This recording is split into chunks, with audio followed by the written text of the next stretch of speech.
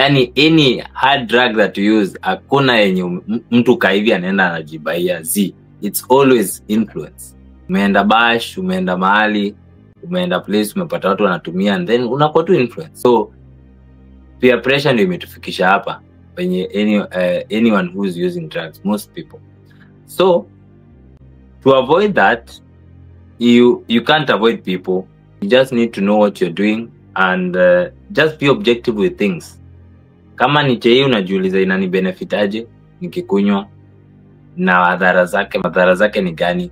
Once you are fully aware of everything, you know hata ukikunywa chai unajua why you are drinking, how it's affecting you, and you be okay with it. Si pia unakunywa and you don't know anything, unajua hiyo pombe inafanya nini kwa mwili, wewe kazi tu ni kukunywa juu una feeling fit ukikunywa.